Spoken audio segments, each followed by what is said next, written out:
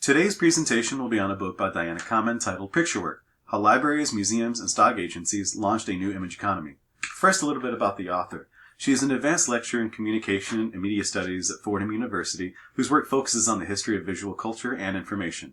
She holds a PhD from New York University and a Bachelor of Arts in Art History from Georgetown University.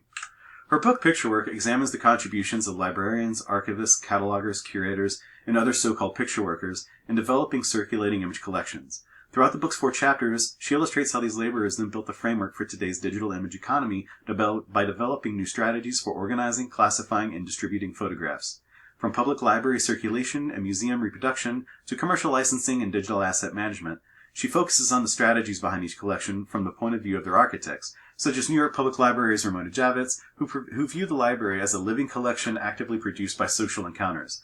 This book will return to that concept throughout each chapter, further highlighting the impact of non-expert user browsing.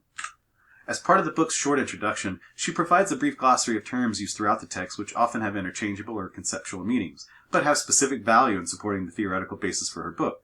Some of the most impactful terms she calls upon are the designations picture work, picture problems, and document. The titular term picture work more succinctly refers to the labor required for images to circulate. This emphasizes the relationship between the collection's workers and its users by centering the social commitment of all workers to facilitate the circulation of images. She then begins exploring the picture problems that these laborers face as they develop the institutional practices of circulation that ultimately shaped these collections. For this community of picture workers, picture problems were the challenges related to the acquisition, classification, storage, and circulation of pictures. Within the context of the 3 case studies, Kamin also cautions that both artists and picture workers use the term document interchangeably to relay both aesthetic and informational value. More so than other terms flagged in her introduction, the very definitions of document around the photographic theories behind each collection. The book explores how professionals and institutions alike tasked with picture work became influential in defining for the public what images are valuable as inspiration and what images are to be preserved as art or property. Through the interconnected histories of 3 collections, the picture collection at the New York Public Library, the Museum of Modern Art, and stock agency H. Armstrong Roberts, she shows how developments in image circulation laid the groundwork for a digital culture defined by the collection and dissemination of multimedia objects. One of the fundamental components of her argument is the context of the 3 image collections and their positioning of the picture as either a document, an artwork, or a story. Her arguments explore the fields of art history, media studies, and information technology to examine the labor practices of picture workers and the systems they designed. Kamin then defends this approach in her introduction by citing that meaning and fact lie not simply inside the photographic material, but in a set of relationships formed between the maker, the user, the object, and the archive. In addition to exploring the personal stories of picture workers and the strategies they use to order and circulate images, Kamin frequently references Walter Benjamin's theories of art and technology, as well as image, history, and culture, to support her arguments, particularly his theories on reproduction in the archive.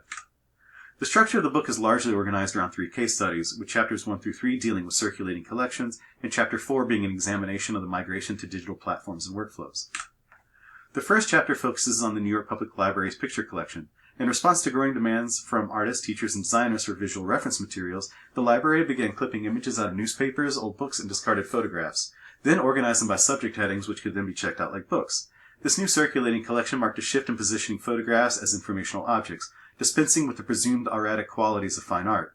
Much of this chapter is centered on Ramona Javits, director of the picture collection from 1929 to 1968, as she provided many of the guiding principles that supported the collection. Her positioning of picture as document was foundational in creating the collection by declaring that images held similar educational values to text and should thus be freely accessible to the public. For Javits, this meant that pictures exist to be used, their status as a document residing in the potential for a user to find information within it. Chapter 2 then moves from the library circulation collection onto the museum, exploring how the Museum of Modern Art in New York positioned photographic reproduction as a new strategy in circulating art. Since its founding, MoMA's early circulating activities included exhibiting art through touring shows, publishing catalogs, and developing a slide rental program, all of which promoted the concept of a museum without walls. She goes into detail about how MoMA's Rights and Reproduction Department produced prints for these initiatives, with photography performing what she calls double duty, wherein the medium functions as both documentation and art. Much of Chapter 2 centers on MoMA's founding director, Alfred Barr, who codified this dual role. As such, Barr promoted photographic reproductions as educational tools, while also positioning the departments of photography, film, architecture, and design to be on the same level as more traditional artistic mediums found throughout the museum, such as sculpture and painting. Her work in this chapter shows how MoMA's circulation practices built upon strategies that begin within the library context. Chapter 3 then moves on to the newly emerging stock photography industry through the lens of H. Armstrong Roberts' agency and career. She argues that while theoretically mirroring both the library and museum's organizational structure, Roberts diverged by monetizing his collection. What followed was the transformation of photography into a mass-produced commodity. Once Roberts realized that generic narrative photography held market value, he developed a system where his photographs, organized by subject, were made available for licensing by third parties for use in advertising or to fulfill any other commercial need for the ready-made photograph. By the late 1920s, his agency provided content for major clients and eventually became the standard model for later image banks, thus providing the foundation for modern consumer culture's visual language. As a result, Roberts' work represented a shift in photography from a singular documentary act to a mass-produced commodity, bridging the library's public mission and the museum's artistic hierarchy by introducing a new economic dimension to picture work. The fourth and final chapter explores how circulating image collections have been reimagined with digitization efforts in the early 21st century, with Kamin illustrating how these efforts have transformed the picture work of each institution with new organizational patchworks and a redefined lexicon to aid in smoothing the transition to digital spaces. As digital image libraries began taking shape in the latter part of the 20th century, public libraries experimented with image databases, museums developed digital asset management systems, and stock agencies converted archives to online catalogs. She argues that this transition did not render the foundational structures of picture work obsolete, but repositioned them through software and metadata. In this way, the database replaced the filing cabinet, but the underlying labor of description, tagging, and maintenance remained the same. In contrast to Javid's picture as document and Roberts' picture as story, Kamin describes the shift from pictures to assets as a reflection of the commercialized dominance of digitization projects. As Kamin goes on to explain, the term asset often captures the financial dimension of digital imagery, in that assets cost money to make and are made to make money. Across each case study, Kamin has shown how picture work has produced new categories of workers, such as the metadata specialist and database administrator. However, even as new circulating image collections and frameworks continue to develop, the fundamentals of picture work and the problems they sought to address, such as classification, storage, and circulation, remain the same. As part of a restructured classification strategy, Javid's privileged user-generated categories and subjects, often the result of common search inquiries, where classifications rose directly from the way in which the public searched for pictures, with subject headings determined by their proximity to language employed by the public in requesting pictures.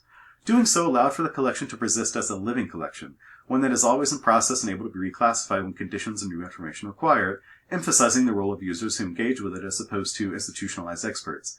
One anecdote provided in the reading that I found to be an interesting example of this was the Newark model of picture collection headings, where if you were looking for oceans, you would find them under F for forms of land and water. While the New York Public Library embraced this non-intuitive system upon its founding, Javits lobbied instead for a responsive system that allowed users to interact with the collection without expert mediation from the librarian, allowing for straightforward subject headings and minimal categories to develop.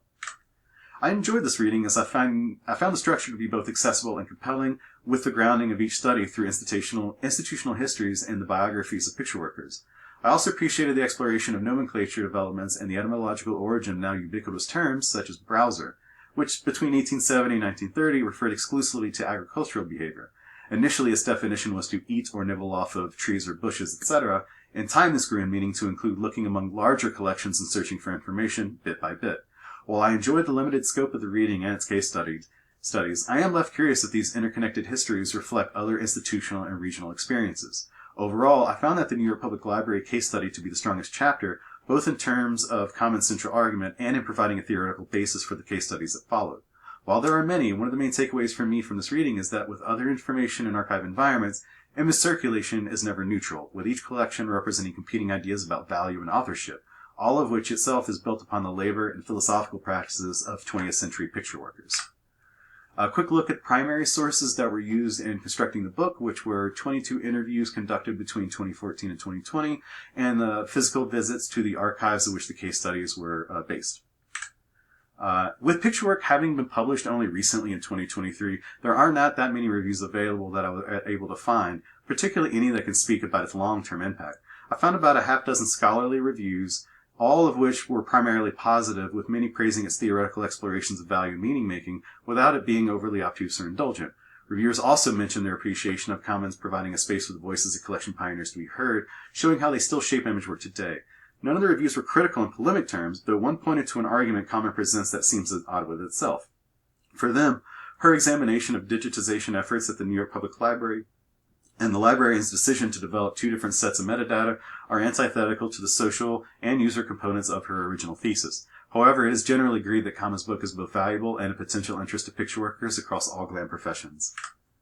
Just a quick look at readings that reference both the New York Public Library, for which much of her work was based, but also the theoretical references that she heavily referenced throughout her book. And lastly, just a quick glance at the sources used in putting together today's presentation, and that wraps it up for me today, and thank you.